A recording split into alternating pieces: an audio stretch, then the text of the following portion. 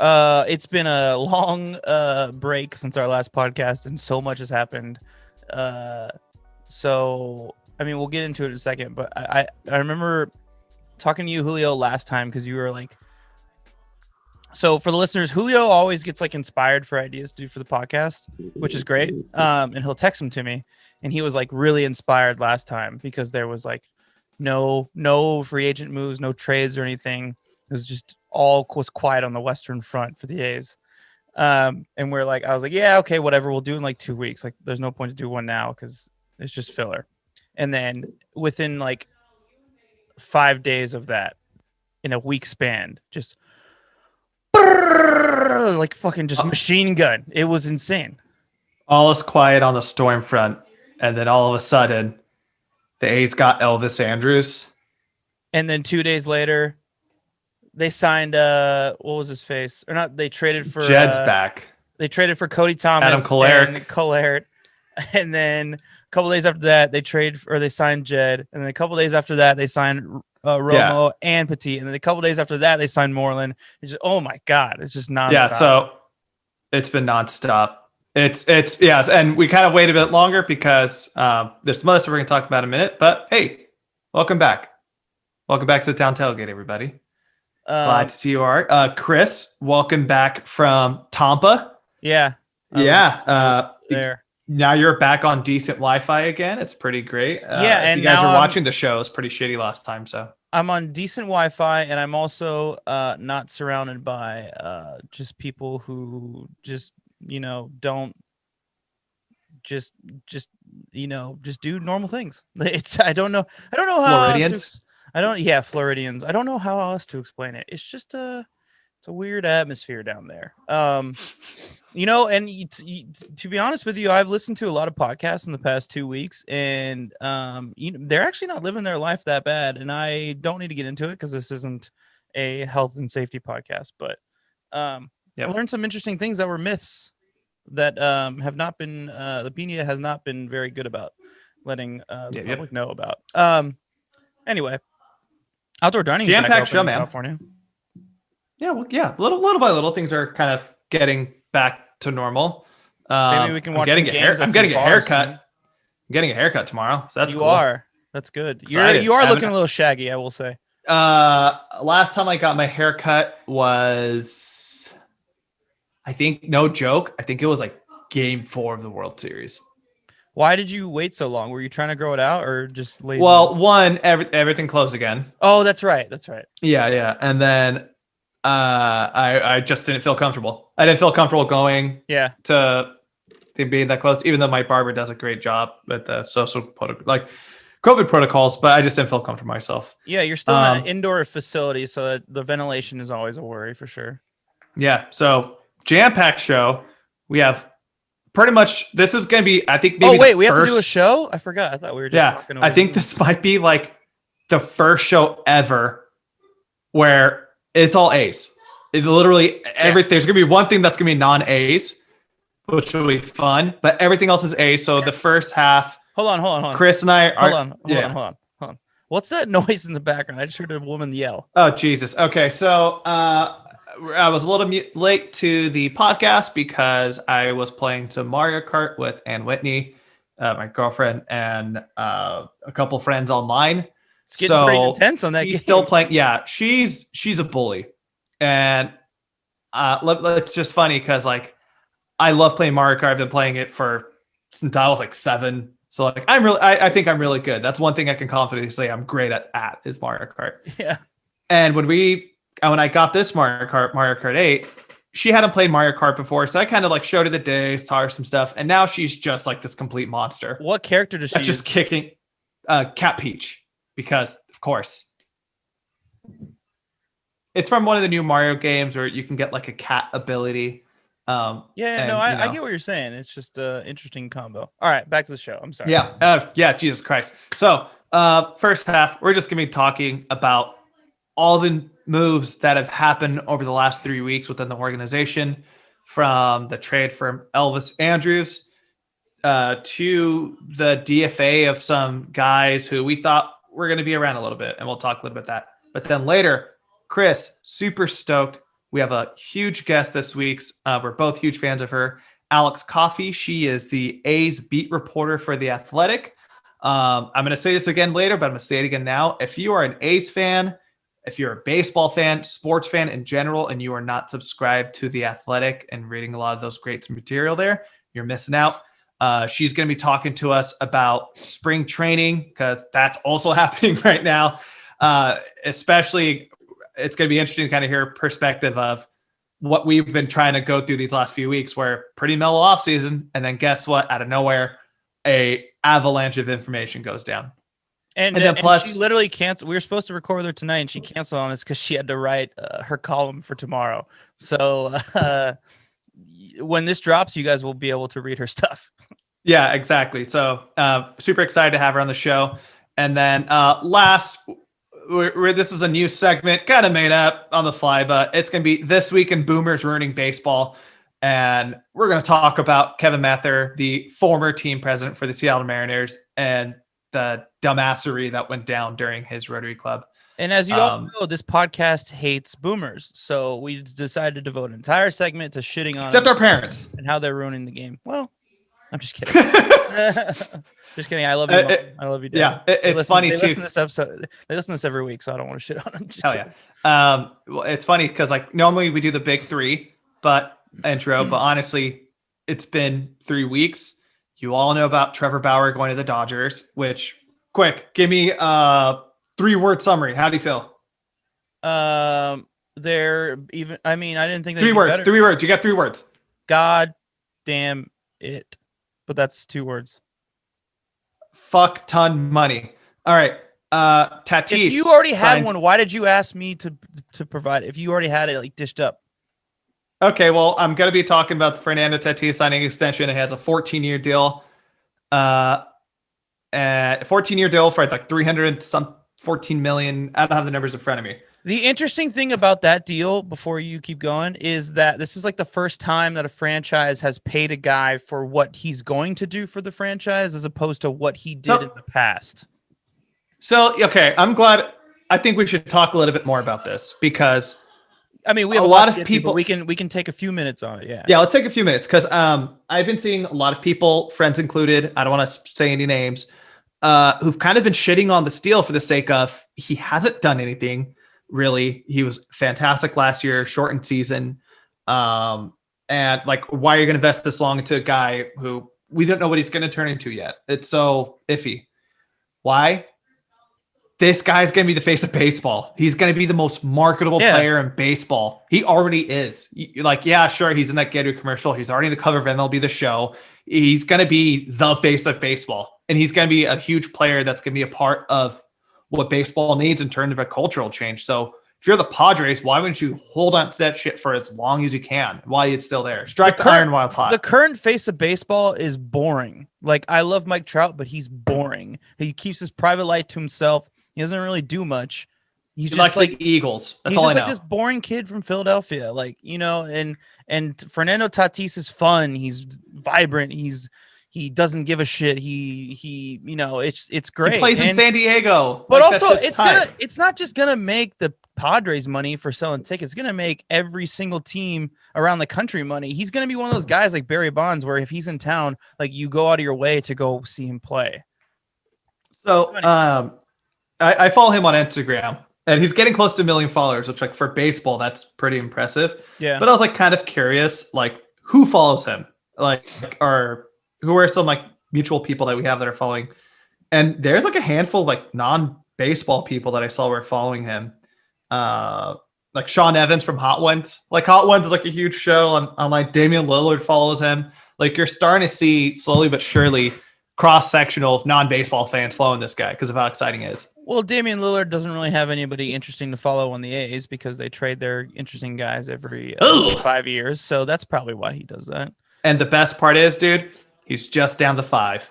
He's an hour and some change away from us. So whenever we're back in person, I think arguably it's actually a really pleasant train ride, Julio. If you ever want to do that, it's only 3 hours. I love this surf rider. Yeah, it's only 3 hours on the Amtrak. Yeah, the Pacific Surfliner, and you can drink beers while you're doing it, so you can pregame for the game. It's so great. When Whitney and I the first few years we were dating, she was still living in San Diego with her Yeah. family. So on the weekends, I would take that train all the time. And dude, like, Yeah. obviously I love living with her. It's great. I miss that train. The Yeah. train ride's so legit. Oh, yeah. Just like get a book, put on a game and get a beer and enjoy. All right, Julio, we got to keep going. Game. We're going to talk about A's news. Chris, cue the music. It is time for the former Oakland great induction ceremony. Music sound. This is gonna be it. This is a big one, so I'm going to. It kills the like atmosphere when you hear Whitney laughing in the background. It's just not as dramatic and sad. It's no laughing matter.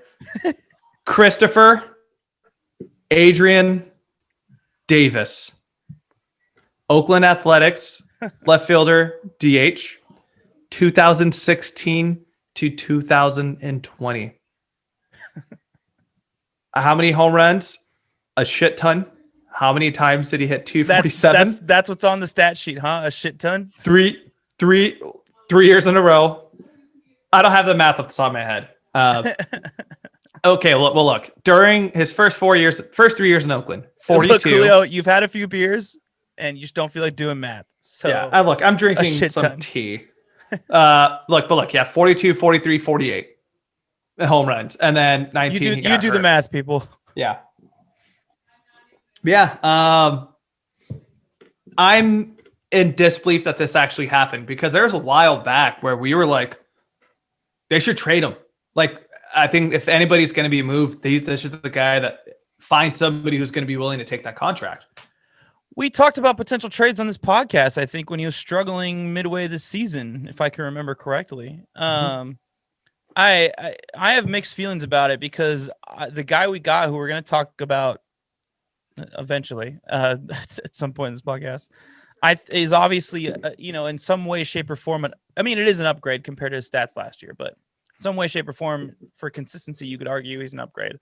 But what Chris Davis meant in terms of like presence in the locker room, I mean, they built him and Marcus Semien were the two cornerstones that built the franchise that we are now. They got guys and built around those two guys. They knew that they were going to be the stars for the future. So now that both of them are gone, it is a little bit sad. And you could say what you want about Chris Davis's last two seasons, the 3 seasons before that.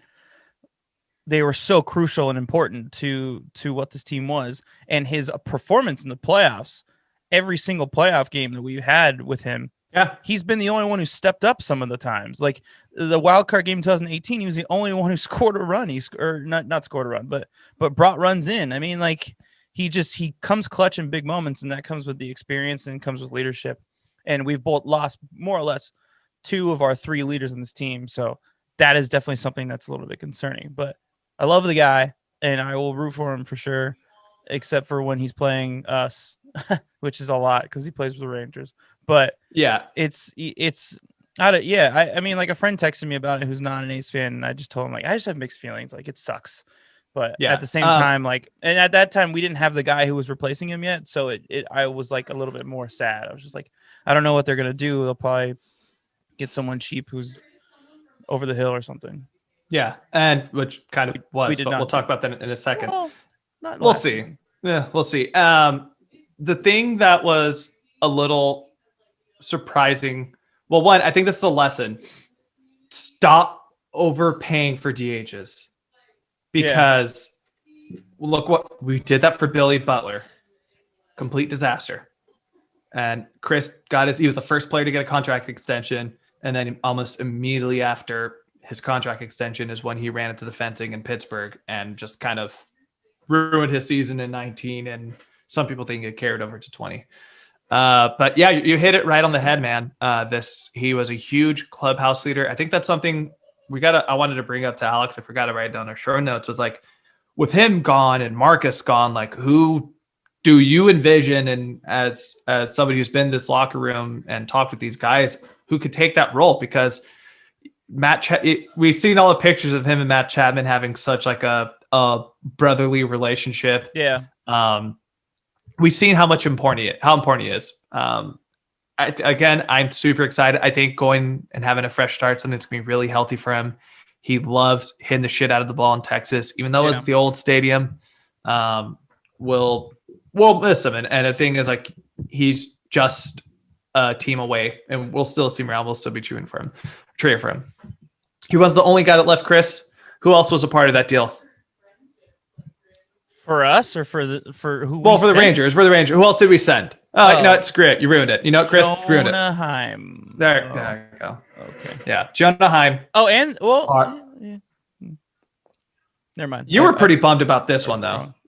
Yeah, dude, I'm fucking pissed. We had probably the best catcher combo, at least in the American League, potentially in all of baseball, and I mean, I get it. We had to give them something. You're not just going to take that massive contract that Chris Davis has and just deal with it. I mean, so we have to give them some kind of prospect. And if I can remember correctly, their catching situation is not great. So he's going to go in there and probably be their starter, which Jonah Heim should be a starter. He probably shouldn't be a backup. We were very lucky to have that, but it sucks, man. I don't want to lose him. I figured we had our catching duo for the next 5 years.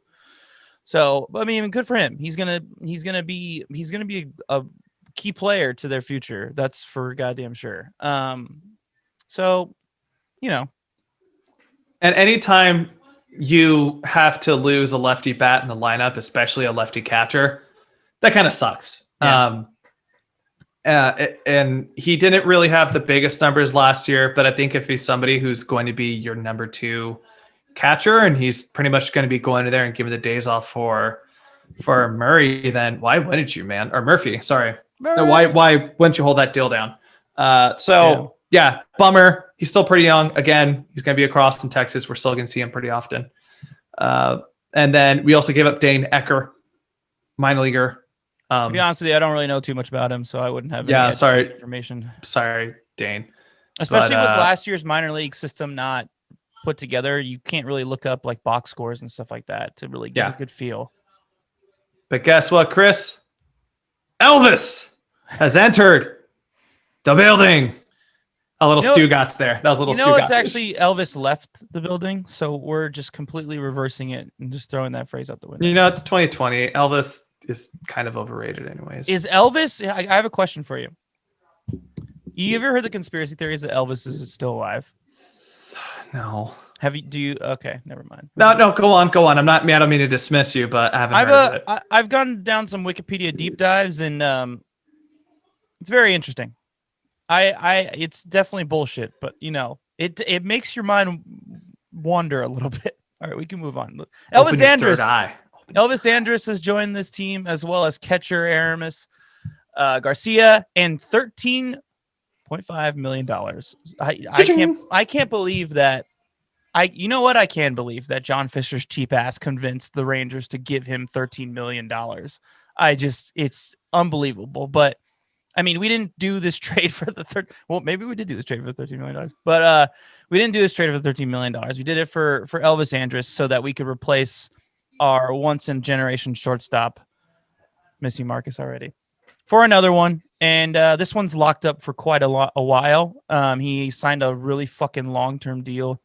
Was it 5 years ago? Wasn't it like a 9-year deal or something like that? It was one of those long Mike Trout, John Carlos Stanton deals. And he's kind of towards the end of it. And because it was so long ago, it's relatively affordable now. As opposed to you see these guys like Trout getting paid $30 million a year. So that's, inflation. That's just how this works, I guess. So it worked out. I mean, Elvis is definitely slowing down a couple of years. He's still pretty solid on defense, but his average it's either hit or miss one year. It's so weird, Julio. I don't know if you looked at this. I think we talked about his box score. One year he's hitting 300, next year he's hitting 250. Then the next year he hits 300, the next year he hits 250. And then the next year he hits 280. It's just it's up, down, it's up, down. So there's no consistency, but at the same time there is consistency. It's weird. He's still stealing 25 bases a year, which is great, but Bob Melvin doesn't like to steal bases, so it doesn't really do much for us.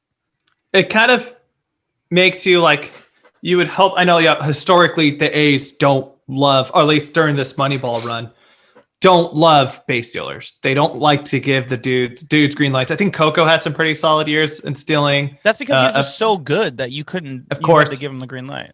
Never forget about Billy Burns out there stealing bases. But he's one of those guys.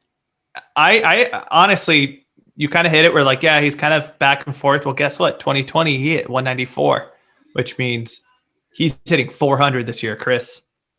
Book it. It's happening. Cross your fingers, A's fans. Yeah.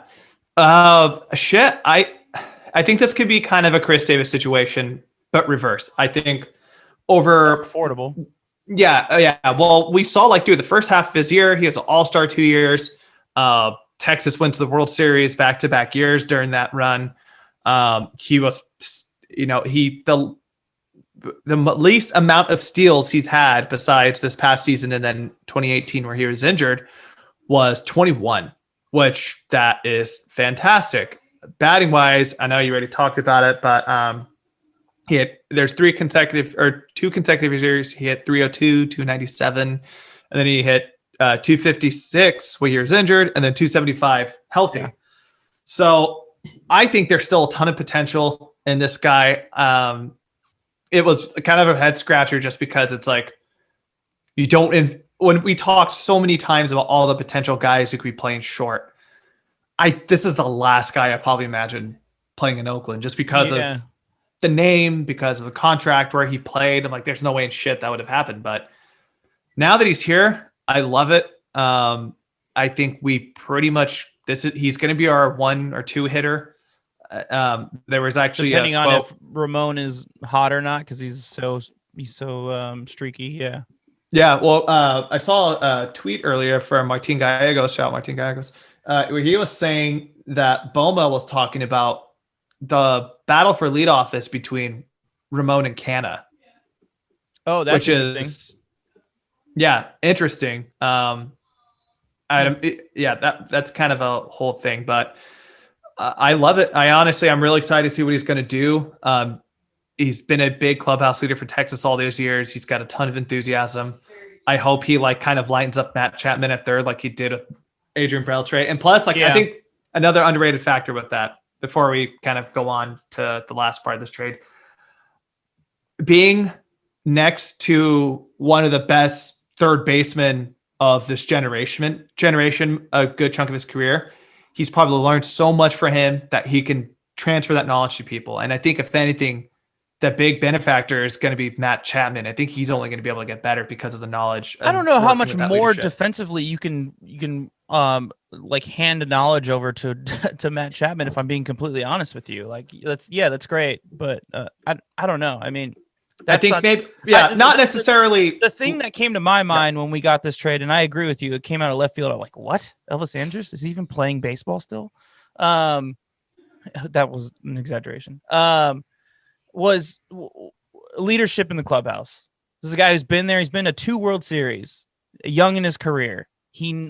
That was one thing I will say that Marcus did not have. He's a great leader, but he hasn't been there. He hasn't known how to handle what it's like to be in those situations and how to get your team through it and how to stay calm and get clutch hits when you need to and rally the guys around you. That's one thing that we're going to get with Elvis Andrus that I'm very excited about. Defensively, you could argue he could be more or less the same as what Marcus was. I'd probably not, because Marcus is so good, but he could be close to that. And Matt Olson's going to bail him out like he bails out everybody on the field.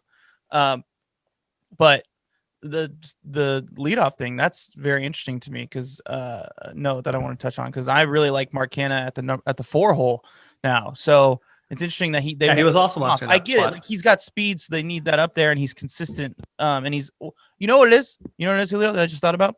Remember how many walks he had last season? Yeah, I was going to say that's what it is. That's what Bob Melvins is seeing. Yeah, his average wasn't great last year, but yeah, he was a walking machine. He was. I think he might have. I think Ramon led the team in getting hit by pitches, but I think that was a pretty big stat last year, where the A's were top 3 teams in terms of getting hit by pitch. Yeah. There's a trend, and when we get a little further into talking about these guys, that I want to see if people are going to pick up on as we're talking about it, and then at the end I'll reveal it. So, okay. Okay. And then the last part of the trade before we move on, our potential backup catcher, Rms Garcia, not much is known at the big league level about him. If you're a Giants fan, you may remember him. He was a part of the Giants farm a few years ago. He's, from what I've read, he's primarily a defensive catcher. So I'd imagine Murph is not going to get a ton of like rest days. This guy's pretty much going to be the everyday catcher. And we'll just see. It sounds like it's going to be between him and Austin Allen for that backup spot. Julio, I don't want to go too far into it because we're going to talk to Alex about this. So let's not go too in depth with it. Yeah. But next, he's back. Third time's the charm, Chris. The return of the Jed. You were waiting so long to do that. You were just, easy. My God. Jed Lowry's back, man. How do you feel? I feel great. I was super excited about this. You were kind of like, but he's had some injury problems, which he always does, which is the reason why he always makes his way back to the A's, because he has some injury problems, and the A's are like, come on, we'll help you. He's going to be our starting second baseman. I'm pretty confident about that. What's the line from Thanos? And he's like, you went all this way, and where did it bring you to? Back to me. Yeah.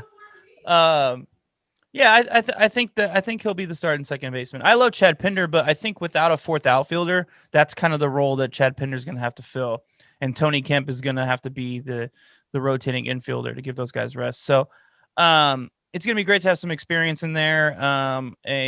A former Gold Glove nominee. You could argue that he was shafted. We would make that argument. And he's got the experience and he's familiar with the Mats. So I think that's the most important thing. When there's a double play and Matt Chapman gets a ground ball and he throws it over the second, he's going to have confidence that Lowry's going to get it and toss it over the first in time. He did not have that with Jerks and Profar.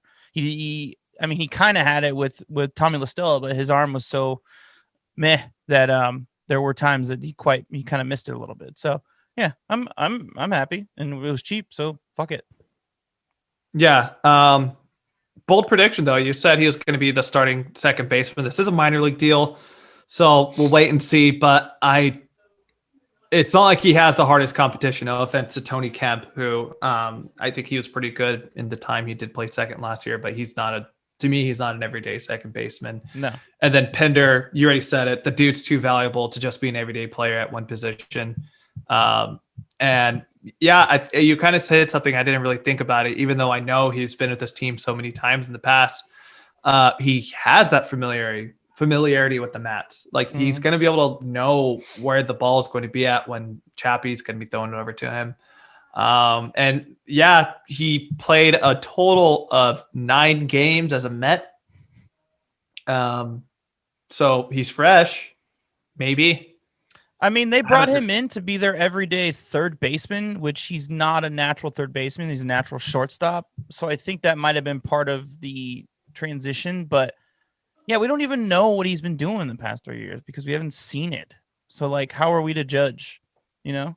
And the Mets are historically known for just signing somebody and then just some weird shit happens and then they just don't pan out. Yeah. Like that's happened a few times before, but yeah, it's really stoked. Bomel said there's going to be a chance where he's going to be spending some significant time at DH as well. So that'll be pretty exciting to keep an eye out for. I think this is going to be like a pretty exciting, every spring training is fun to watch, but there's a lot of stuff that we're going to be keeping an eye out for.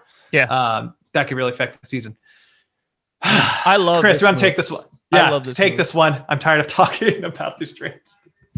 All right. So we got a hugely important bullpen piece. As some of you may know, because we've tweeted about it, we're lacking some lefty presence in the bullpen because certain guys have left. Joaquim Soria, one of them. So the A's traded Sheldon Noyce and Gus Forland, which I don't know much about him, to be honest with you. Sheldon Noisy, sorry. I always say his last name wrong. I was going to say, who the hell's Noisy? Noisy, sorry. For Adam Kolark. That's the pitcher we're talking about. And also a pretty nice little prospect outfielder, Cody Thomas. He was in the Dodgers minor league system, which is a stacked minor league system. and he's an outfielder. So I mean, we know how stacked their outfielder is as is right now, especially when they keep on buying talent and putting it in the outfield. Like, what's the guy from Arizona? Do you know what I'm talking about? Oh crap, AJ Pollock in so he hasn't really gotten his time to really like showcase his skills, and I looked at his numbers, they're really good in the minor league system. He's 26 years old, so he's a little bit more mature. I think that he has potential to be our fourth outfielder. So I really liked it for Cody Thomas, especially liked it for Adam Kolark. He's going to be a great middle reliever, lefty presence, probably like a 6th or 7th inning guy when we need it.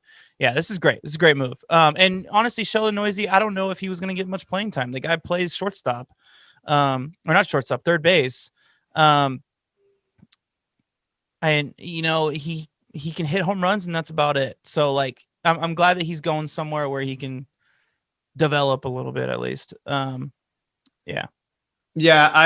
It's a great trade. I think as an A's fans, our biggest fear is this is going to be a Max Muncy 2.0, because that's the one thing that the Dodgers are so damn good at doing, that where you got, Justin Turner and Corey Taylor and Max Muncy, just dudes who pretty much were abandoned toys on other teams, bring them over and they can they've been able to become all-stars from there. So that's my biggest fear. But with Kolarek, by the way, not to be a dick, Kolarek. Oh, whoops. Yeah, it's okay. We're learning. I haven't heard Glenn Kuiper say it on the broadcast yet. That's where I get my name familiarity. Yeah, no, you're not wrong. I love the move for the sake of, again, we talked about it earlier, lefty out of the pen. This is going to be like a real interesting bullpen we'll talk about later more into detail, but like there's just a ton of breaking speeds on everybody. Kolarik's not a big heat guy, but then you're going to have another lefty like Jake Diekman, who's going to be hitting high 90s. It's going to be really fantastic if these things really roll well together, where this pen might even be better than it was last year. Other thing I just want to bring up, 2 other things before we move on again. He is not a free agent until 2025. Really cool. If he turns up well, he's going to be a free agent in 2025. So I had no idea. Yeah, and he's 31, or 32 now. I'm sorry. Damn. This could be a good deal for the A's in the future, especially if Diekman turns out to pitching like he did last year. Yeah. And then the last but not certainly World Series experience, man. Mm-hmm. He helped win with the Dodgers last year. He only pitched 1 game and it wasn't great. But besides the point, I think just having that playoff experience and being able to say that, I won a ring is pretty significant. And fantastic move. But speaking of Dodgers, Julio, another former Dodger, former Giant, the pride of Downey, California, Mr. Sergio Romo is coming back to the Bay Area. Wait, you're saying Taco Bell is not the pride of Downey, California? I would disagree. Okay. Nah. Yeah, you're right. I'm sorry. I love Taco Bell. You know that. Yeah, Sergio Romo, man. Yeah, I love it. There's honestly.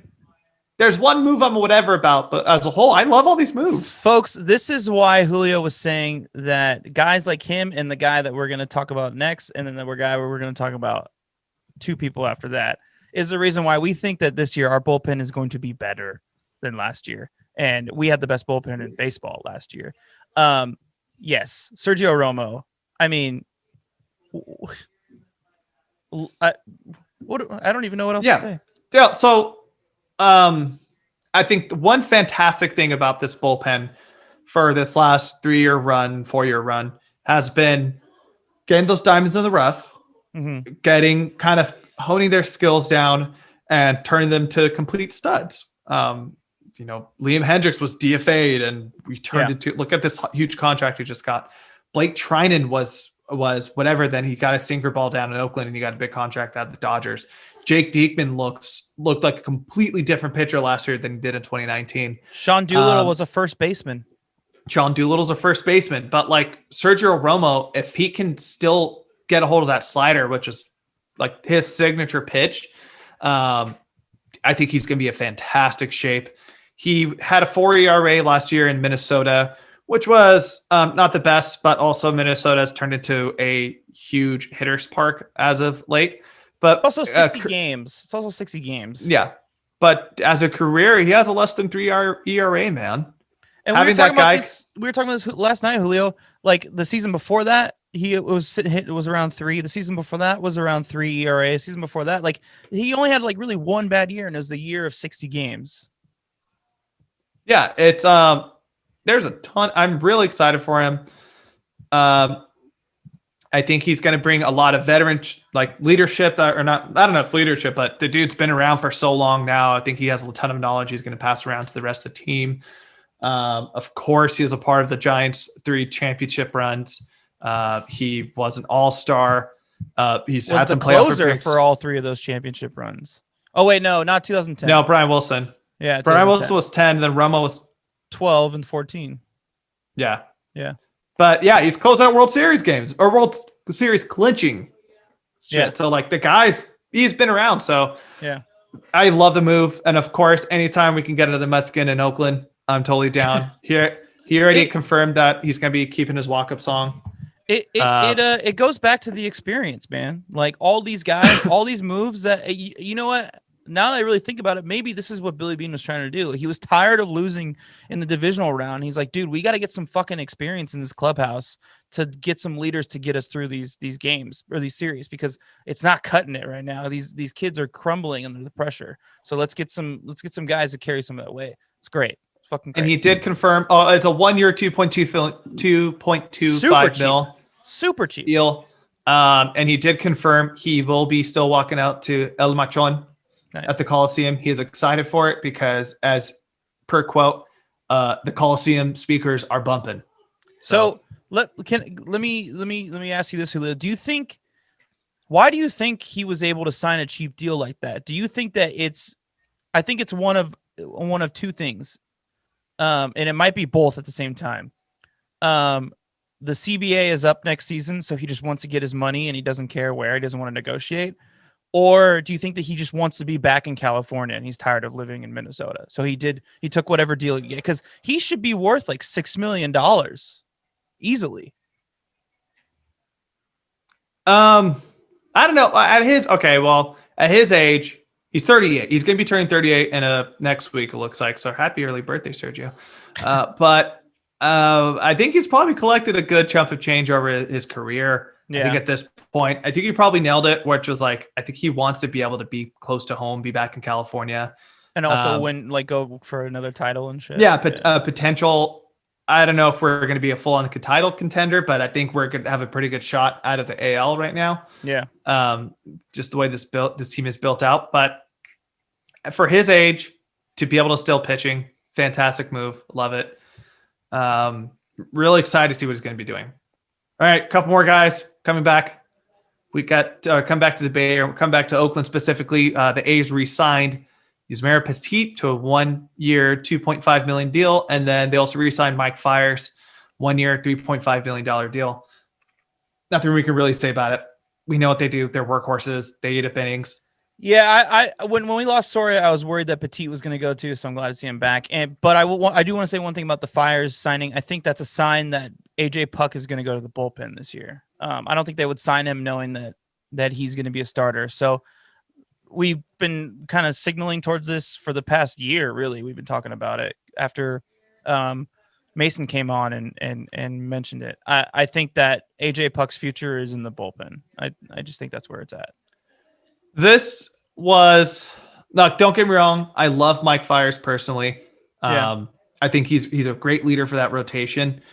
But the one thing I don't know what you could have done with that budget is I still would have loved to seen a playoff dog in that rotation at the 5 spot. I know we were lightweight joking about John Lester, and I don't think that was going to happen. That reunion was going to happen, but somebody in that caliber who, they don't have it anymore, but they have that experience. They've been there before. That could really push the rotation and just teach that kind of experience. The bullpen's great with that, but I think that's probably the biggest question mark that I have.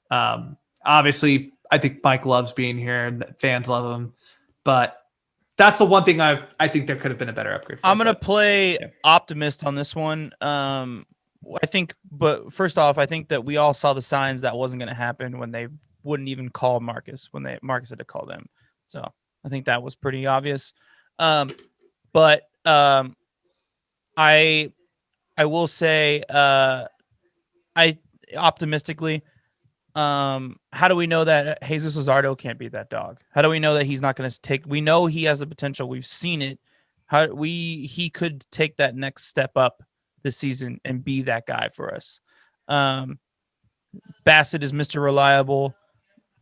Montas is, I mean, he's either a fucking lights out or he's a loose cannon. But he's, but I think Luzardo could be that guy. Anyway, well, you can move on. I'm just going to throw a couple of names out to you out of curiosity. Okay. Or I'm going to say this, Mike Fiers or X player. Okay. I'm just going to do 2 for you. Mike Fiers. I'll do 3. Four. Mike Fiers or Rick Pacella. Mike Fiers. Mike Fiers or Anibal Sanchez. Oof. Anibal Sanchez. Mike Fiers or Gio Gonzalez. Mike Fiers. Mike Fiers or Cole Hamels. Cole Hamels is like 55. 37. Close enough. Oh man. Cole Hamels, just because of he still's got it, man. I don't know what it is, but he's got it. Oh shit. I didn't realize. Anibal Sanchez is more or less a Mike Fiers. He's reliable and he's consistently above average.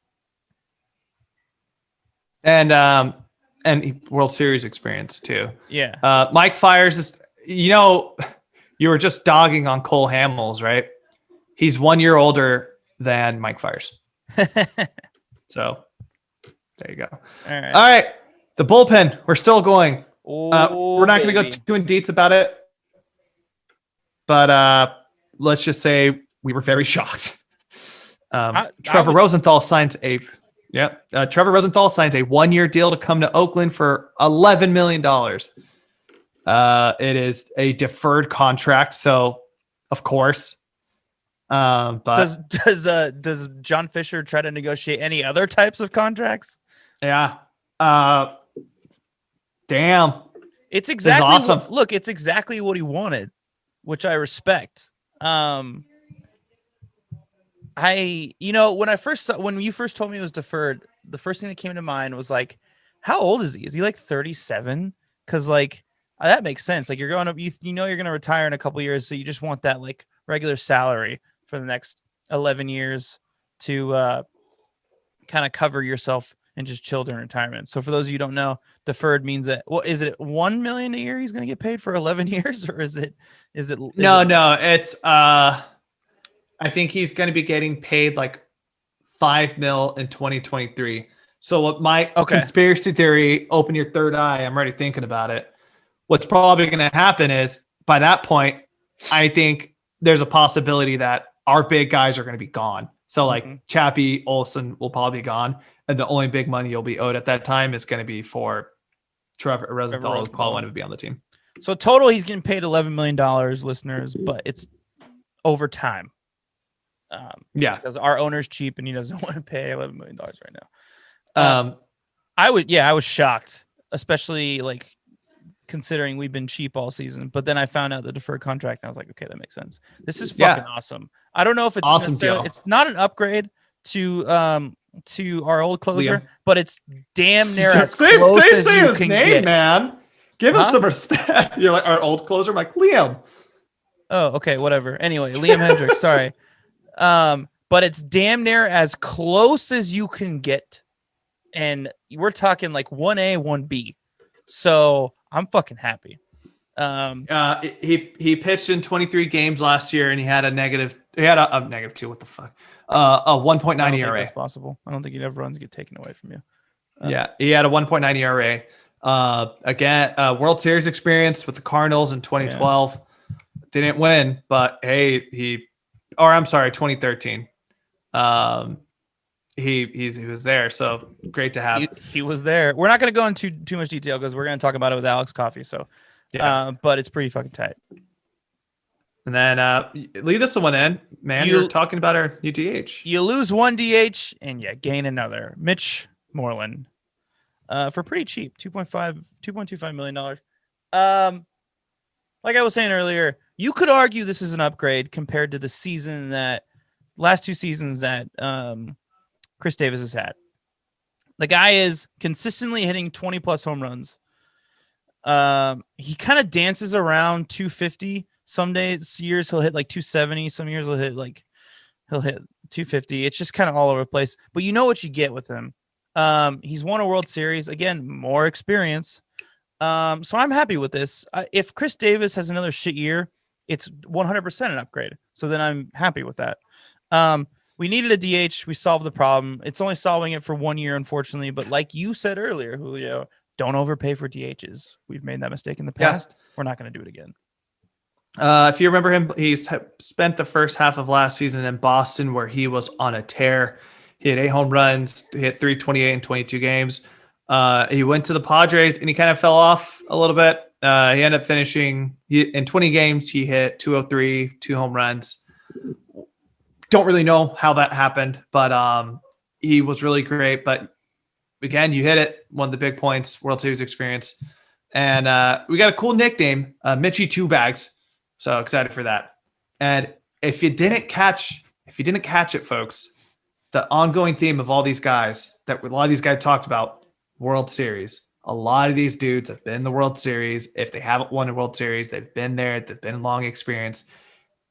I think we can both agree this is something this team has desperately needed for the last few years. It's just guys who've been there. It's like that's straight up what it's got to be. Is Billy's just fucking tired of it? Everybody knows. Everybody's seen Moneyball. Everybody knows how angry he is all the time and how frustrated he is and how much this eats him that he hasn't won.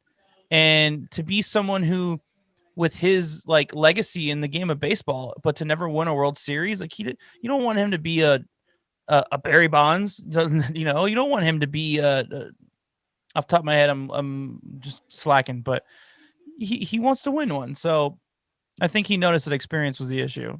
But we'll see. We'll see. I mean, we'll see. I think we're both in the same boat. Flying colors, man. I love all these deals. They're really good. I went from really being super like bummed deals. Out and depressed about our team to like, oh, okay, all right, cool, we're back in it. I think the West is still going to be kind of a toss-up, and I don't know, man. The Astros still got worse. They still did get worse. Yeah, and but again, at the end of the day, I don't know how you can pick against this team to win the West because of just this new bullpen depth. The Mats are back and healthier. I feel like Ramon's going to play this season with a huge chip on his shoulder, which we did have. I've been meaning to text you about this, and I keep forgetting. Sorry, Mom and Dad. How the fuck was he not in the top 100 players? Dude, I do not get how, like, put him like 98, 90 something. The fact that he wasn't on that list was like, I was shocked. I'm like, okay, he's got to be up there. But it was like the moment that we lost to the Astros in the divisional round, like people were just like, oh, same old A's, whatever. They don't have it. And it's just like, get the fuck out of here, bro. Like we still, I don't know. Yeah, I agree. It's total bullshit. Still, yeah. I have a lot of issues with that list though. So not just A's wise. So I don't want to get into it. I would argue that we could be better actually. Now that I really think about it, because we lost our best player for half the season last year, and we won the American League West handsomely, and we got the number 2 seed pretty easily as well.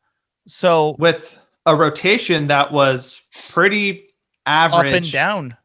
Yeah, super inconsistent and pretty average when they were there. So. Are we talking ourselves into this? Are we talking ourselves into being World Series contenders again? I think we are, Julio. I think we are. No, not yet. If we get a healthy Chappie and Oli all season, like the sky's the limit with the rotation. The sky is the limit. Just when I thought I was done, fucking do this again. But this is not a bit that we plan, ladies and gentlemen. This is just like right now. It's like I'm I mean, we don't having plan a sip of that Kool-Aid again. We don't plan too many of our bits. You guys can probably tell when they are, but this one was 100% not planned. Last couple things. We talked about Chappie, was out for that last half of the season. His replacement, Jake Lamb, he is now in Atlanta. Didn't really have a need for him anymore. Best of luck there. Last two moves. With all these great moves the A's have made, they had to clear up some roster spots. Dustin Fowler, who was a part of the Sonny Gray trade, which we can pretty much say we lost that trade. It was a waste now, yeah. Yeah, James Caprillion, we'll see. He hasn't really spent too much time in the majors, but Dustin Fowler really never lived up to what we thought he was going to be. He was shipped out to the Pirates for some cash. So, of course, John Fisher's going to take that deal because there's cash. So, yeah. And Jorge Mateo's chilling down in San Diego. So, literally every single piece from that trade's gone. Yeah. So, who knows? Maybe Dustin Fowler, this might be the place for him to kind of grow. The Pirates have no promise. They're really much trying to.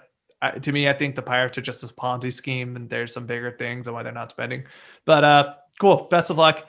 And then the pride of Antioch, California, Liberty High School graduate, he's Paul from Brentwood. Blackburn. I thought he was from Antioch, but went to Brent. I'll look at it. Anyways, Paul Blackburn. He's very close and dear to our heart because he's from where we're from. If not Brentwood, I mean, if not Antioch, yeah, Brentwood. Brentwood's close enough. People know. He's from Antioch, but he went to Heritage. Go on. Yeah, it sucks, but there's just no room for him, man. There's just no fucking room for him. Our rotation is so deep. Like, I just don't, especially when they're bringing Fires back. Like, there is just no room for him. And I love the guy. And when he had his, like, it was like back in 2018 or 17, yeah. Yeah, when he had like 3 great starts in a row. I'm like, fuck yeah, let's go. Yorktown's finest, baby. 925. It was great, but, it's just... I think it is what it is. He wasn't a top prospect for a reason and starting to show a little bit, but I think he's probably good. I'd love to have him on this pod one time. I think he's going to stay in the organization. You don't think anyone picks him up? I don't think so. I think that's probably the best, but I love to keep him in the organization because when he has done those spot starts here and there where, when Frankie had some injuries or like Fires had an injury, like he's done decent when you need him up there for a start or two, which I think he'll be pretty good in that role. But yeah, fingers crossed. Hopefully he can stay in the org. All right. Out of breath, man. Yeah. It's time to take a break. Yeah. And so let's, Alex Coffey's going to come up and join us next time. Fun little surprise. And we're going to talk to her about like spring training, covering the team about that. And like Julio said earlier, some bullpen questions, some roles that what can we expect? And then some fun little East Coast questions. So stick around and we'll be right back.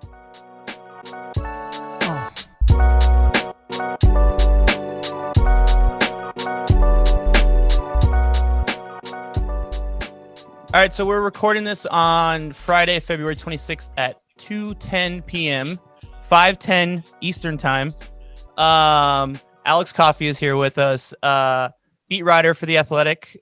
She covers the A's. Go check her stuff out. Her Twitter handle is by Alex Coffey.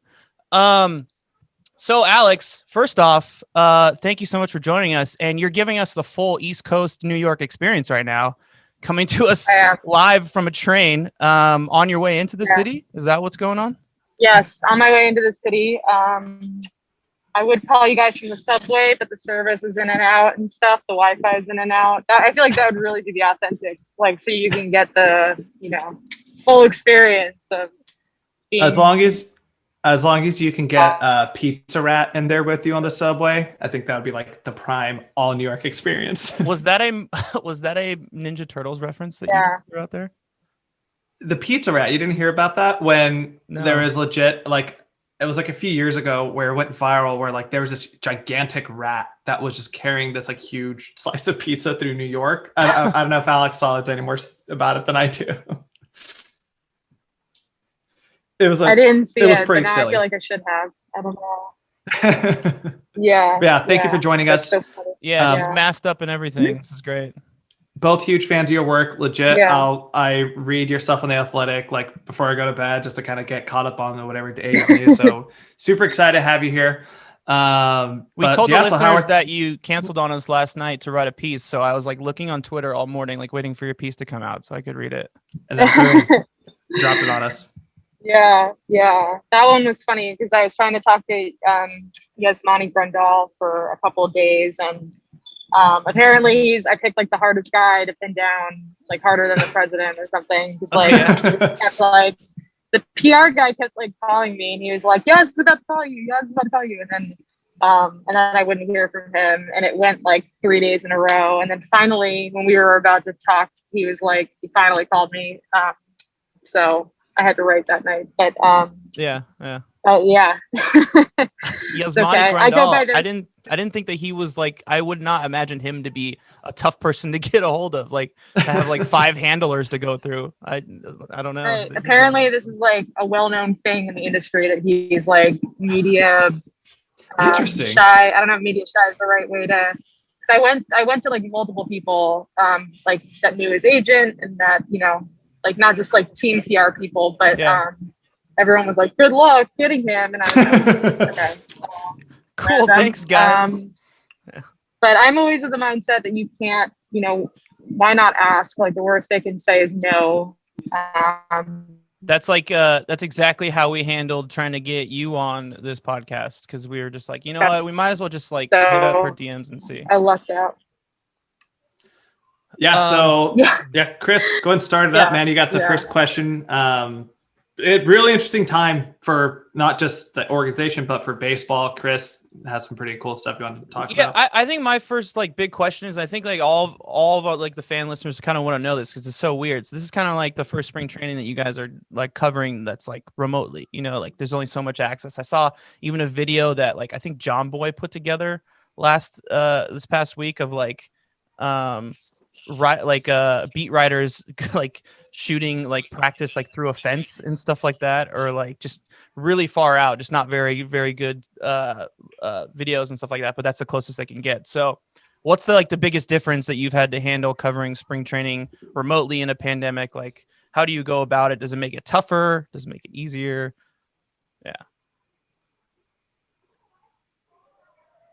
Yeah, I mean, obviously it's like a very unique challenge. And to be honest, I only had 3 weeks of normal spring training last year when I had first just started. I started covering the A's in like November of 2019. And then I went to spring training and had like normal access for 3 weeks. And then all of a sudden the pandemic happened, and then it was spring training, you know, 2.0 or whatever. And so I don't have like a ton of perspective to offer. It wasn't like I was super used to like normal access or things like that. But yeah, I mean, it's been, you don't have the benefit of like being in a clubhouse and like going up to guys and, you know, just asking them questions more casually. Everything is very like formal. You have to set up a Zoom to do everything. So that's one difference. I pick up a lot of story like heard ideas. Like stories from your dad and stuff like that too, though, that kind of are good references in terms of comparison, at least. Yeah, he was more of like an enterprise guy. So he did, you know, kind of like feature story type things. He did a little bit of beat writing at the beginning of his career, but it was so different back then that like we talk more about like the feature writing stuff than the beat stuff. But I've talked to like a bunch of my colleagues about it, and you know, they're all complaining, and so, you know, it sucks. Like the access isn't great, and it kind of varies team for team. You know, I know like some teams are trying to get creative with like one-on-ones and stuff like that. So it kind of varies too. But yeah, I mean, it's definitely a challenge. Like I find myself just listening really carefully on the Zooms and trying to hear like if they mention something interesting, and then trying to like track down you know, like a supplemental interview to kind of boost the story and like make it a little bit more, I don't know what the right word is, but like substantive, I guess. Like a good example, last year we talked to Frankie Montas, and he mentioned that he like threw, I think it was like he was throwing a bullpen to a high schooler, and he was like, yeah, I hit 100 miles an hour.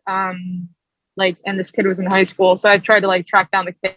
So that's like the kind of stuff that I would do right now to try to like make it a little bit different, so to speak.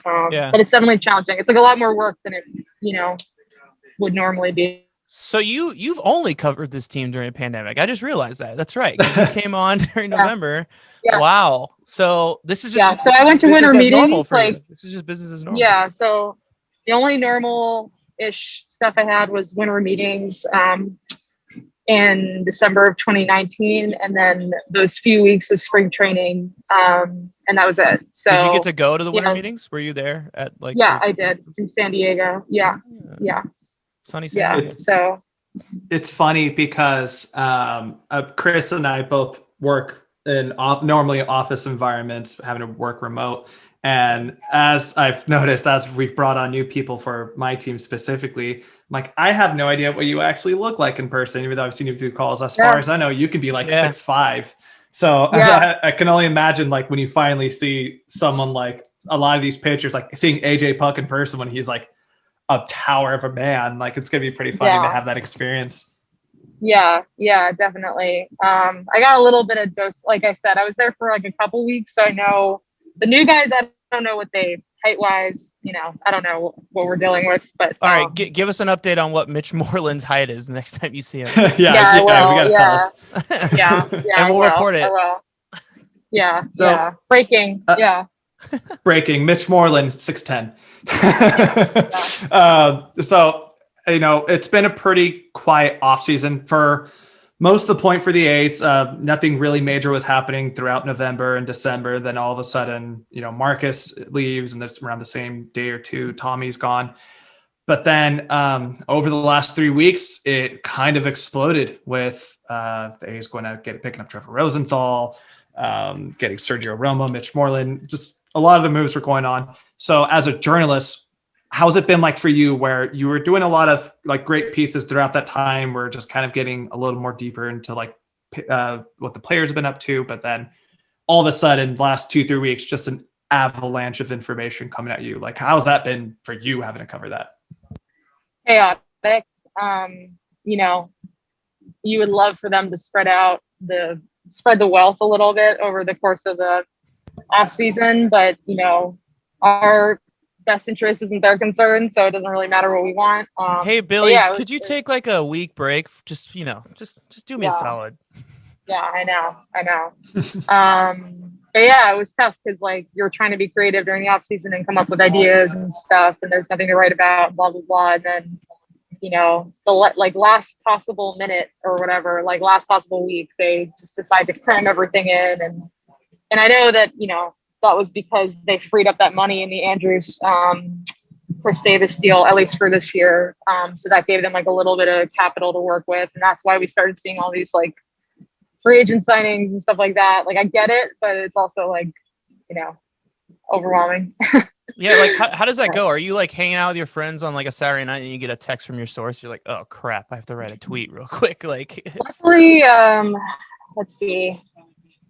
There has been like a little bit of that. I was with my boyfriend on Valentine's Day and we were at dinner, and like we're both in journalism, so we like to just like not have our phones. We're like pretty good at like not having our phones with us and stuff. Yeah. And of course that was when I got like a text from my source saying that like Petit had signed a free agent contract, and I'd been like on him for a week. I was like, where's it at? Like super diligent. And then like the 30 minutes that I don't have my phone is when that breaks. But you know what? Sometimes that's just like how it is. Yeah. So, yeah. I'd rather have my sanity than like, be first. So. Totally. If I had to make a pitch for a story for like next off season, I'd love to see if we can get like here's where just my imagination's going with me. I'd love to see like a sitcom buddy comedy between the house of Jesus Luzardo and AJ Puck living together, where it's just them learning to pitch together, playing like Call of Duty, and then like eating Jesus Luzardo's mom's food. Yeah. Like I just want to be a fly in the wall there. Like that'd be such a cool thing. It. I've been toying with that idea today because I know I talked to his parents earlier, so I have some kind of relationship with them already.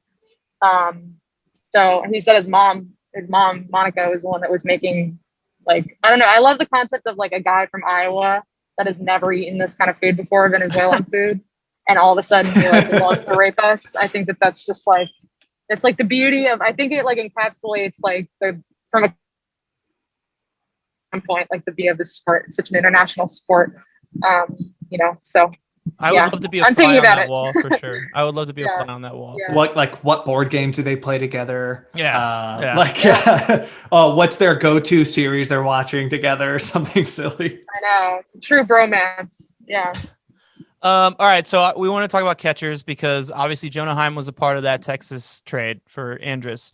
And like, I mean, we even like read like a bunch of like MLB.com stuff saying like potentially that's like, the best catcher duo in all of Major League Baseball. And then they use him as part of the deal to ship him out to Texas. And you're just kind of like, oh shit. Like we thought we had our catching duo for the next like 5 years. Like, what are we going to do now? So I guess like the main question is like, what's the backup catcher situation looking like going into next season? Is Austin Allen kind of a shoe-in now, or is there going to be a position battle going on in spring training?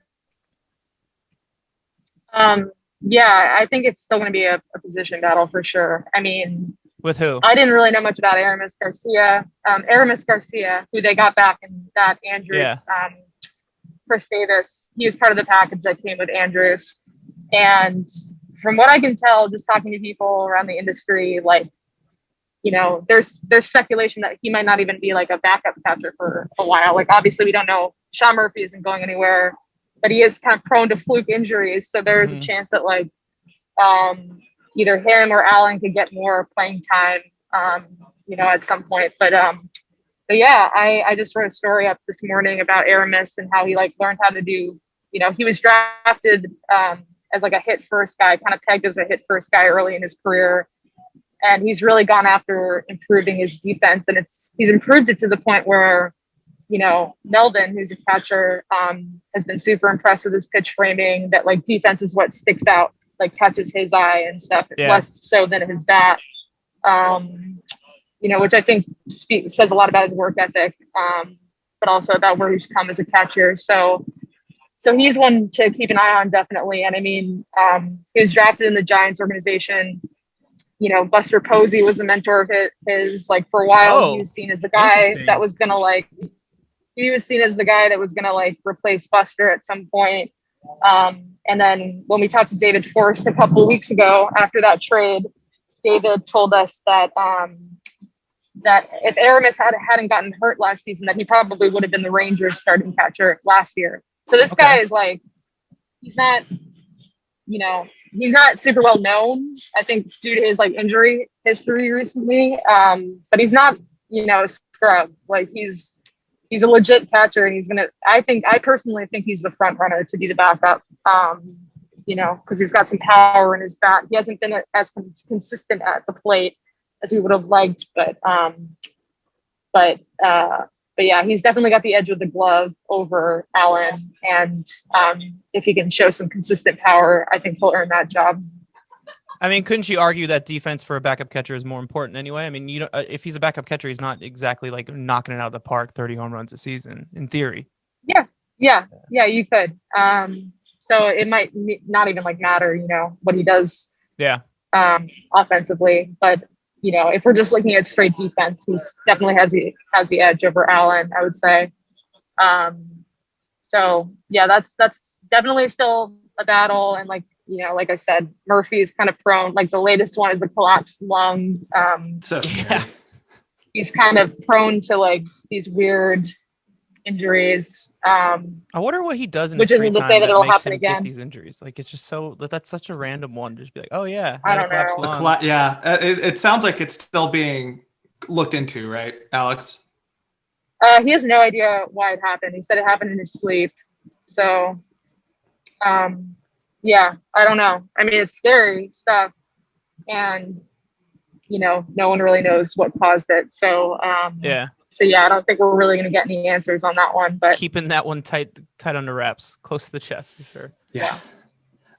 So it's funny. So when we originally talked to you, I think we've been kind of going back and forth for like a week or two now with getting you on the show. One of the big things we wanted to talk about, like, hey, what's going on with the bullpen?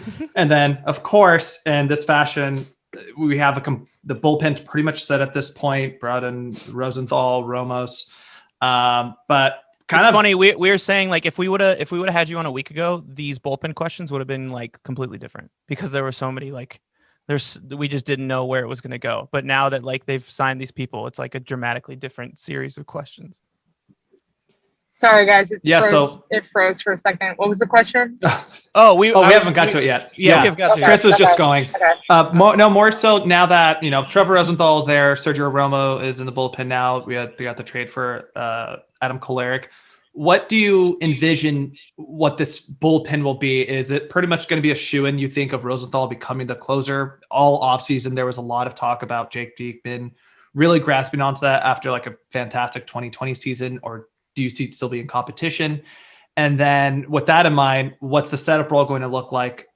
It sounds last year was pretty flexible. It was either like Soria or Petit, but now that Soria's gone, Petit's back. Now we have Romo there. Like, what do you see is really going to be meshing with that? I think the roles are still fluid, and that's something that they're going to kind of figure out over the course of spring training as we start getting into games and stuff. They've been really hesitant to like commit to any sort of like, this is going to be the setup guy. This is going to be the, later inning, you would presume that the guys that they picked up in free agency, the veteran guys, are the guys that are going to be in later innings. But as far as who goes where, we don't really know yet. But I would say that Rosenthal is definitely going to be the closer. I know for a fact that, he was pursued by a couple of different teams, and part of what drew him to the A's was like, this notion that he would be their closer. Like closing was really important to him. I think he sees this as kind of, I don't want to say a redemption year because he obviously had a great season last year, but I do think that he's looking for like a longer term deal after this year, and that he sees this year in the Coliseum, where he pitches really well as like an opportunity to impress in that specific role. Yeah. So yeah, I would say Rosenthal is definitely the closer. That's my opinion. So more of the just New York City experience. This is great. I know. No, yeah. I'm not sarcastic. This is actually legitimate great content. Anyway, I mean, they're kind of paying him like a closer, at least total number wise. So I would be shocked if he's not. All right. Exactly. So, yeah. They're paying him. Yeah. 11 mil, I think. Yeah. So. Yeah. Over like 8 years or something like that, but whatever, whatever. Ridiculous. The deferred payments is like, like a little. We don't have to get into it. Me and Julio shit on him regularly on this podcast. So as fans of the team, it's hard not to. We were kind of joking in the previous segment how it's like, because I think it's something like 3 mil next year and then 5 mil in 2023. I'm like, there's a chance that like seeing how things come down, he's going to be like the highest paid player on the A's in 2023 and not even be on the roster. Yeah, I know. It's something, but I guess whatever they have to do to like get their closer, I think he's the best possible replacement they could have had for Hendricks. That was on the free agent market, so. Cool. So who do you think the fourth outfielder is going to be now that Robbie Grossman's gone? Like I said, we don't really have any leads on that one. I like mispronounce his name. The Rule 5 pick. I think Kai Tom. There we go. Yeah. He's been dealing with some injury issues, so they haven't gotten a good look at him in camp yet. They have a couple different. They've got like a lot of candidates to choose from. I don't really have a sense of where they're going to go with that. So what do you think of Cody Thomas? Give a non-answer. I mean, everything I've read is super promising. It's actually kind of funny because he's this is kind of like a random aside, but he was a quarterback at Oklahoma as well. Obviously Kyler. Like Sooners, Oklahoma? Yeah. Oh shit. Nice. Yeah. So there's like PTSD a random. For us. I know. I was like, did I not mention this? Like, is this going to be like a point of contention? Like Kyler Murray. Yeah. So apparently they like communicated at some point about like, knowing which sport is right for you, or I saw some kind of article about that. Like floating around. But I just thought that was like a funny coincidence. But yeah, obviously they wouldn't have acquired him if they didn't see something in him. So he's definitely in the mix too. But yeah, it'll be interesting to see what happens with the fourth outfielders. But I'm still waiting to see what happens. Like a lot of these things, I think will be decided once we start seeing people in games and like get a better sense of what they're thinking then. But yeah, definitely another as far as like position player battles go, definitely another one to keep an eye on. Yeah, it's going to be interesting. I think there's some pretty solid guys from what I've read that are in the org that's there, but also there's some free agents available. This is just me putting my pitch out there. If anybody from the org is listening, there's somebody that means a lot to me who's probably my favorite Oakland A ever, and Mr. Cespedes. That's a free agent. So they're he's listening. Having a workout on. Yeah, I mean, he's working out in Florida on March 2nd, I think. I'm trying to figure out. He keeps changing agents, so I'm trying to like figure out if the A's are going to that, and it's been like a ridiculously hard thing to figure out because like he goes through agents like I go through clothes. Like just yeah, that doesn't. Yeah, there was a thing on Twitter like that. That does not surprise me at all. There was a thing on Twitter where people were trying to figure out like, where is he? Like they couldn't find him. Or there's like a weird thing going on this past couple ones where like the Cespedes family barbecue guys were like trying to like, where is he right now? Nobody knows. So yeah. So if you type Yoenis Cespedes into Google, the first thing that comes up, or one of the first things that comes up, is has Yoenis Cespedes been found? Which is like tells you everything you need to know about this like whole saga of him going missing and then the wild boar incident and like all this stuff. So yeah, I personally love that he was in New York when that happened, because there's a way that like if he was in Oakland while that stuff happened, that like it might not have gotten the amount of attention that it did, but because he was playing for the Mets, there was just no way that was not going to be unearthed, like, so it's awesome. I love him, but we'll see. Yeah. Last question before we kind of get to more silly stuff or more fun stuff, really. With Marcus now in Toronto, Katie is going to be in Texas. I think it's kind of an underrated part. And you talked a little bit with some of the players early in the offseason about losing their leadership. These are two guys who've been in the org for 5-6 years at this point. Just from kind of getting a temperature check on the rest of the organization, talk with the guys, like, do you think there's going to be somebody who's going to be making that next step to really being that full clubhouse leader like these guys were? I think it's going to be multiple people. Chapman is a guy that's really vocal. One of the more quiet leaders that's been a leader for kind of the glue of that clubhouse for years now has been Chad Pinder. Another one that presumably would continue to have that kind of like lead by example type role. But I was saying that I think it'll be more than one leader in the clubhouse. I don't think it'll be one specific guy. Chapman has been a vocal guy in past years, so he's one that I'm sure will step up. Chad Pinder is another one. He's a little bit more of like a quiet leader, but he came up with Olsen and Chapman in the minor leagues. So he's a guy that kind of like leads by example, that kind of brings that like Marcus energy, a little bit more low key, so I would look at those two guys, but I would say, it's also like, it's not just going to be one person, I think a lot of guys are going to step up, but I'm not going to lie. It's definitely, those two guys were beloved there. Like the KB one was really interesting to me because, the version that we saw of him was like, or I don't know, the little that we did see of him was kind of like, he didn't really love talking to the media. We saw a very different side than the players did. Like I wrote a profile of him a little while ago, and like a lot of his teammates were just jumping to talk to him, like really excited. And then Katie didn't want to talk at all, and that's kind of like the story with him. He doesn't really like the spotlight. But yeah, I mean, he was adored in that clubhouse, and same with Marcus, obviously, like a Bay Area guy. And Cal grad and, you know, has connections to the area. So yeah, it's gonna, I think it's gonna have like a pretty big impact. But there are obviously, like, in that article where I talked to the players, there are obviously like limits to what they can say. Yeah, totally. Out loud. So a lot of it was like reading between the lines, and like they're saying X, and like, you know, like what does that mean and stuff like that. So yeah.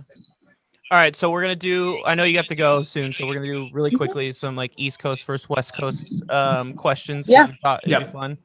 Before we jump into, I know you're in New York right now. You've been there for a bit. Do you actually live in the East Bay as well? Like when the season had started, like back in November, or were you always in New York? yeah, I was in the East Bay. So Nice. yeah, it's been like a little bit of, I mean, everyone's kind of been, it's been a chaotic situation for everyone with the pandemic and stuff. But the reason that I've been in New York is just because it's easier where I live. It's like a rural area. Obviously I'm in the city right now, but where my family is, it's like very spaced out, and COVID cases like are not an issue really. Like they're not rising dramatically or anything like that. So it just made sense, you know, to cover remotely, especially with access being the way that it is. So a little bit of backstory there, just so I don't blame you, honestly. Prolonged vacation. So Julio has a very pressing, important question to him that he needs to answer for. You've spent some time in the East Bay now, and obviously you grew up in the East Coast. What's it like eating actual Mexican food? Actual in all caps. Yes. I don't know what the right answer is to this. I feel like there is definitely a wrong answer. I'm probably not the best person to ask, because I feel like all the Mexican food that I've had has been like gringo-ized or whitewashed or whatever terminology you want to use. So if I'm being completely honest. That's fair. I will say, so I went to New York. I went to New York City like for my first time in November of 2019. And I actually had like a really bomb taco spot like next to Times Square. I can't remember the name of it specifically, but I was really shocked. I was like, both of us are California natives. We both live in LA now, or Chris and I live in LA. And like my parents have a Mexican food restaurant in the East Bay. So I'm very specific with that stuff. So like when I get there, I was like super surprised, really good stuff. Chris, take this next super important question. This one can be short. I think we know the answer. Subway or BART? Subway. That's fair. Definitely. Okay. Yeah. All right. Whatever. Definitely. All right. And then this. But it's also because I hear like so many crazy stories about like my colleague Marcus Thompson.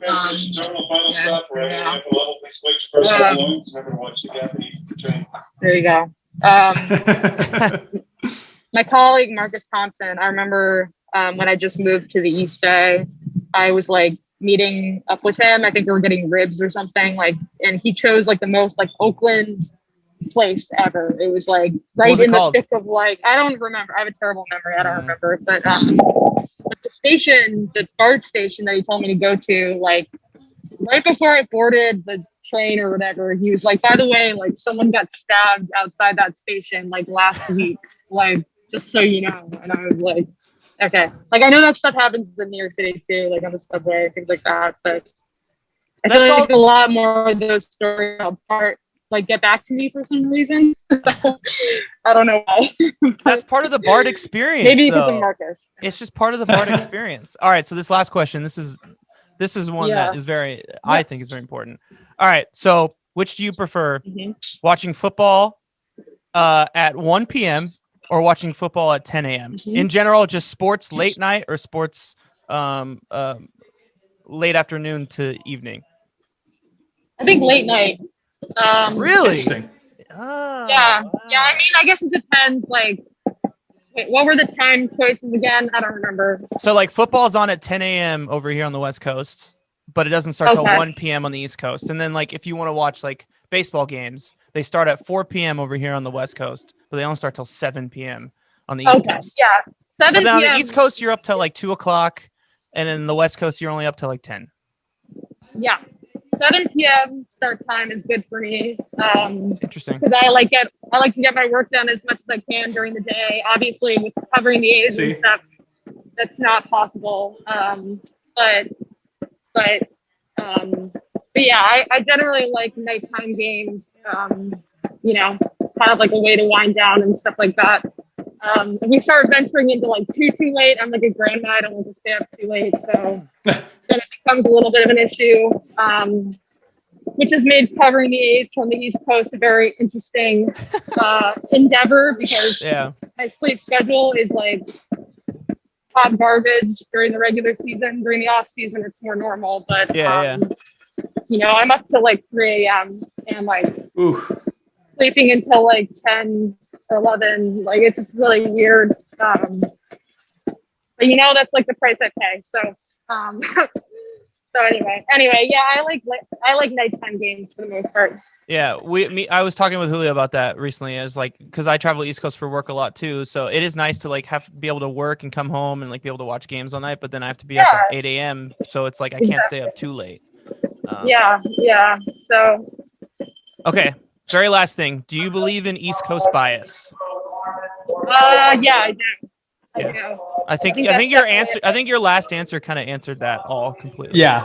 No, I definitely believe in it. Like I remember, when I interned in Colorado, right after college, and like I didn't even know that like Mountain Time was like a time zone before I like moved out there. Yeah. So like that's a great example of like how ignorant I am about like. If it's not on Eastern time, I'm just like, what? Like everything is like so much less legitimate to someone like me that grew up in New York and stuff. Yeah. So at least I own it, right? Like I know that we're assholes. All right, so I think we'll call it with that. I know you're literally walking out of the station right now. So and Grand Central. Look at this view. Yeah. Look at this, everybody. So thanks for taking us on a tour of your train ride into City the city. Transit. Yeah, we appreciate it, and thank you so much for taking the time. And hopefully you could become a friend of the pod, and maybe we can do it again soon. I don't know. Who knows? Yeah, for sure. Thanks for having me, guys. Sorry. Love to have you on. Weird. A's fans, if you're not a part of the Athletic, sign up. Get to hear awesome words from Alex all the time. Alex, again, thank you. Safe travels in New York. Thank you. Go get a nice slice of pizza for us, please. I will. Wow. Bye, guys. See ya. Thanks. Yeah.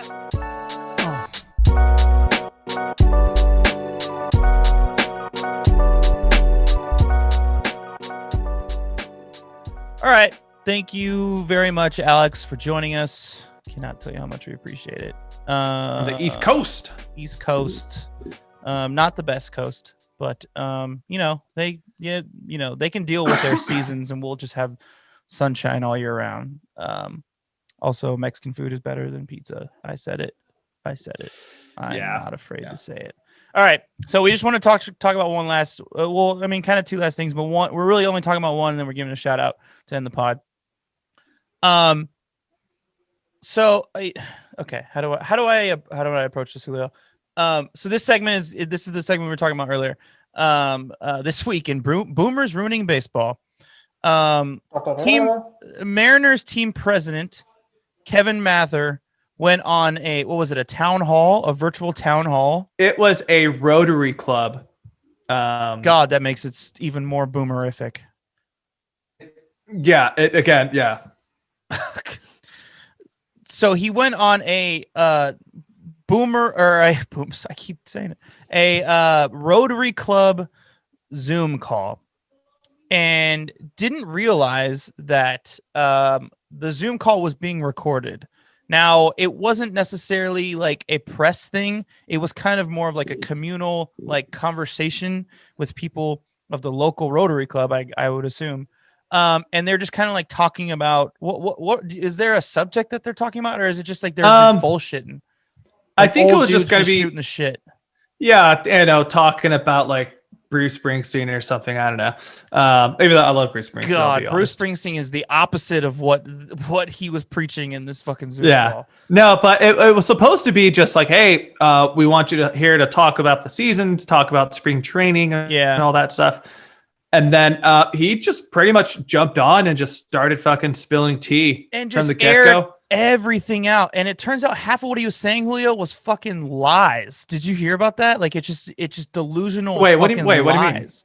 Like the guy that they said, we'll explain a few of the things that he said in a little bit, but the guy that he said, for example, that doesn't speak English well, that like the dude from, was it Dominican Republic? He speaks really good English, and he prides himself on it because he studied really hard when he got here. Like I looked up interviews after reading this, and like he speaks like really fucking clear, good English. So it's just like he just being a racist old fuck. Yeah, it's okay. So where do we start? So okay, first off, I just kicked it off for all you listeners. Yeah, he pretty much just said of the bullshit that he did. He pretty much said that international players should not have interpreters because one, it costs money. Which he's like, oh, we had our interpreter for $75,000 a year. $75,000 per year for a Japanese pitcher. I'm trying to find the name. Oh my goodness. Hisashi Iwakuma, right? Who's like, the dude's been in the majors for a long time. He's a pretty well-respected pitcher. And he's like, oh, he didn't have great English and we shouldn't be paying him $75,000. And then he made a comment like that. And all of a sudden he was speaking good English. Holy shit. Look, here's the biggest thing. If you don't look, if you know us, you know that we're pretty liberal people. If you really have your own grievances when it comes to immigration, when it comes to people speaking a certain language in this country, that's your own personal thing. We get it. Okay. If that's what you want to believe in, cool. You are the team president of a business. Any good business. If you want to be successful, you need to take care of your employees, of your personnel in any way possible. Think about all the loops that people have to go through in other different companies when there's a language barrier. You're going to be doing all these different things to make sure things work. Why the fuck would you alienate your employees and saying some shit like this? Like, that's not a good business move, man. But it's super unethical and it's not a good business move. But especially the ones who are making you like the most money. Like, for example, like King Felix didn't speak very good English when he first came here. He needed an interpreter. He's making you the most money, and you're gonna bitch about getting him an interpreter. Hikashi Iwakuma, the best pitcher on the team for the past like what 4 years, you would say, maybe 3 years. Same thing. Like, and then your number one prospect in your system, who's gonna be a moneymaker for you. In the coming years, he's going to be the star of your team. You're going to put him on posters. You're going to profit from him. You would think that the one thing you would want to do when he comes here is to make him comfortable, make him feel happy, make him feel just appreciated. But no, you just shit all over him.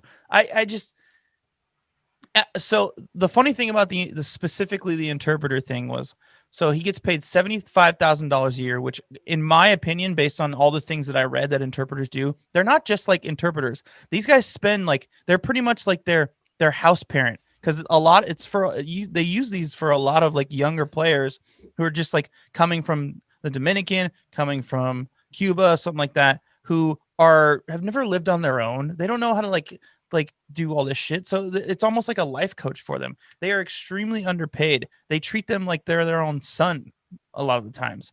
So $75,000 a year, you're going to bitch about that, but then you're going to pay, I think it was like, I can't remember what specifically, but I think it was like one of his friends has like some mundane job in the system. And he's willing to pay him like $1 million or something like that. And he does a terrible fucking job at his job, apparently. But you're not willing to pay an interpreter who does so much. Like, and then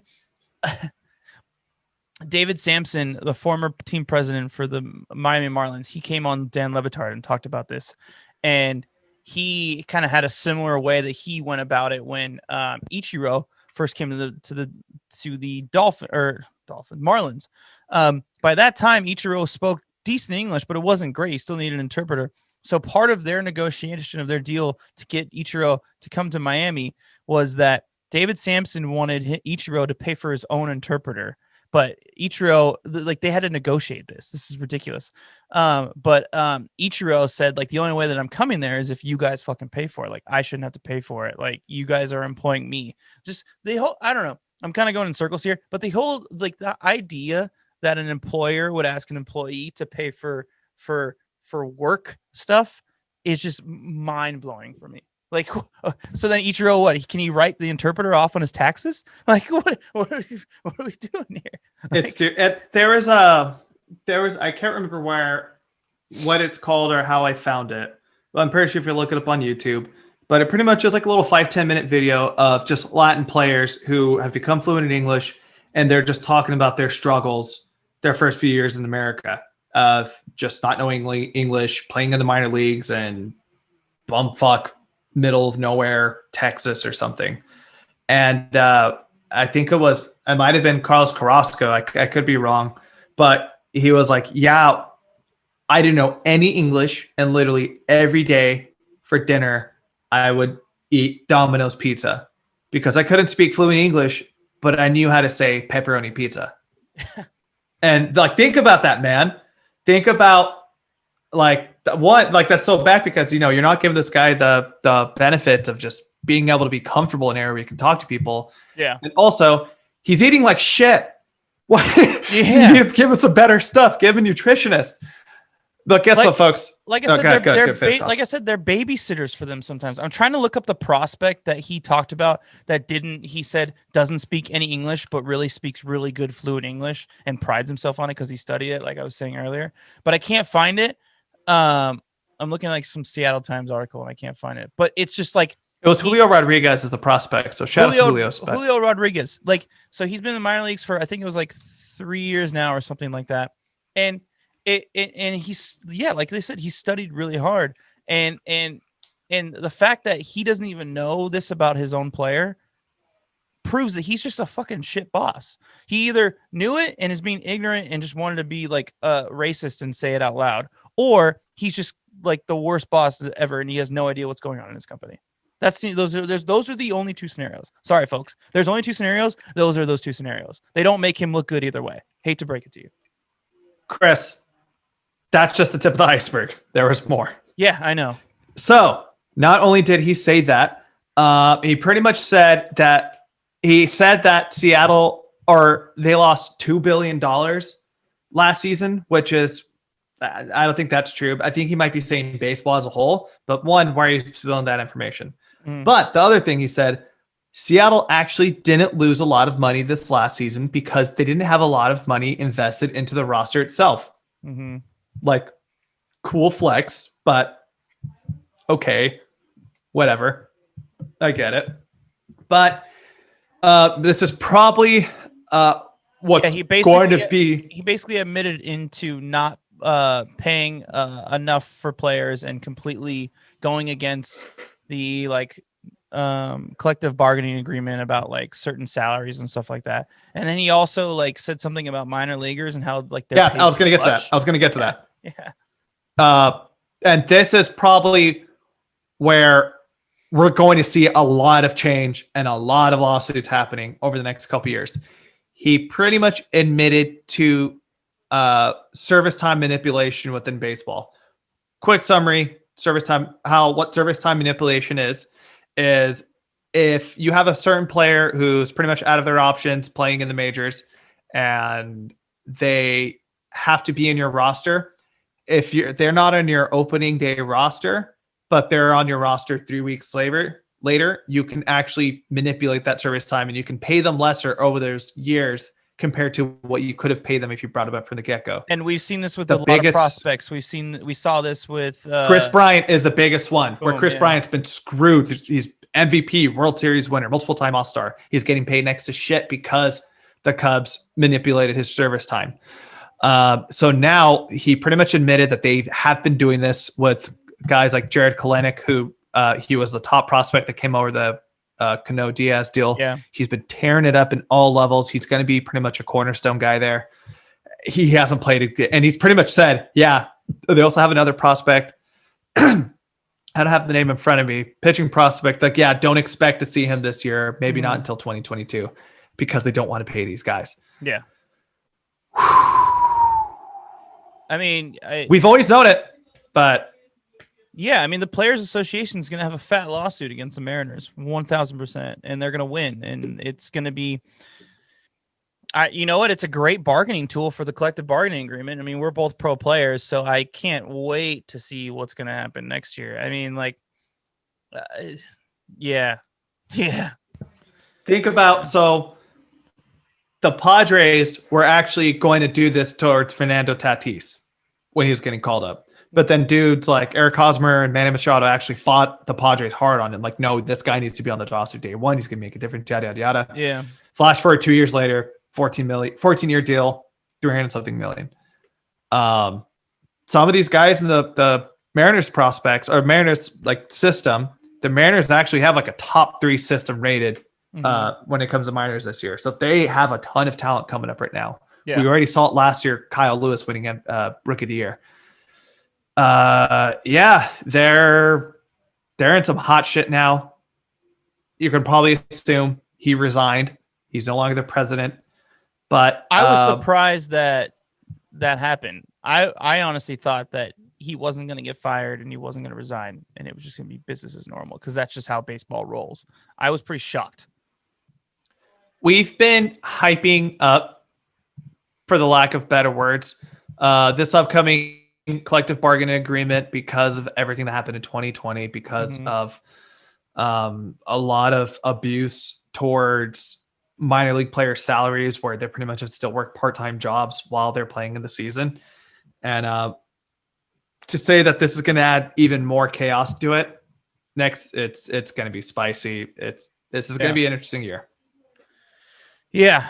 I think we've said all we can say. If you want to read more, there's plenty of articles on it. Seattle Times did a great one that covered it. You can even read the transcript on it. But we'll move on to the very last piece. This is it's not a frustrating note, but it's a sad note, unfortunately. A reporter and a staple of baseball, in my opinion, at least with my generation, I think, passed away recently. Pedro Gomez.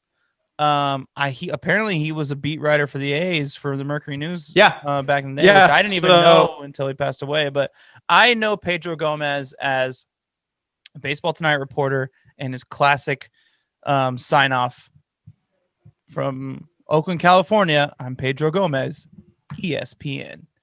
I would say that he's one of the top 3 classics when it comes to that sign off. I would say maybe Rachel Nichols is another one, and Ed Werder. If there was the rankings for and I'm this person, ESPN, he's definitely the top of my list. But yeah, he was everywhere. He was all over Sports Center all the time. He passed away on the day of the Super Bowl too, which kind of sucked. Really young. He was only 58. I know from seeing other times clips of him speaking, it sounds like his family members had previous health history. We don't really want to speculate, but it's super sad. He had a son that was in the minors for the Red Sox. He was really proud of him, tweeting about him.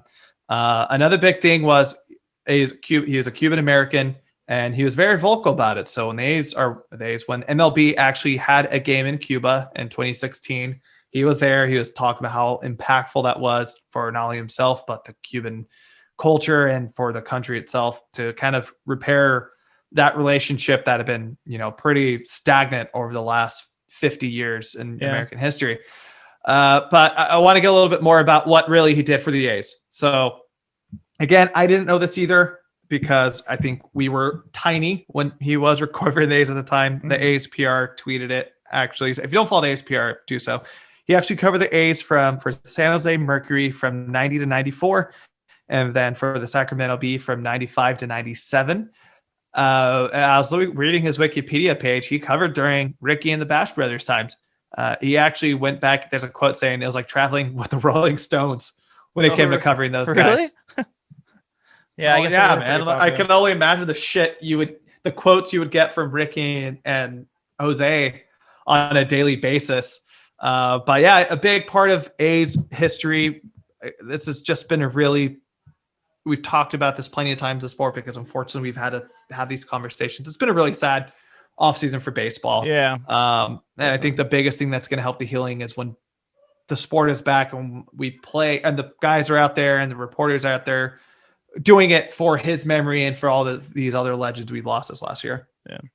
Or this past offseason. Yeah, it's unfortunate, but I think we're gonna end the pod on that note. This one's quite a long one, a lot of information, but I hope you guys enjoyed it. Last note, just want to say it again. Don't forget to follow Alex Coffey, both The Athletic. Her stuff's great. And also on Twitter, her Twitter handle is by Alex Coffey, BYALEX COFFEY. She's great. That's right. Excited. Love that you joined us. Yeah. Thank you again for joining us. We are going to, like we keep saying, we're going to ramp it up, but we're actually going to ramp it up now because spring training has started. It's going on as we speak right now. So we'll do every other week. And then when the season starts, we'll go back to weekly. And hopefully we can have some more guests on because guests are fun. Yeah, thanks for listening. Rest in peace, Pedro Gomez and Julio. Last but not least, as we always say, let's go Oakland to the World Series because this hype is stupid. Because we sold it. We're in. We sold ourselves. Drunk on hype. All right, guys. See ya. Thanks for joining.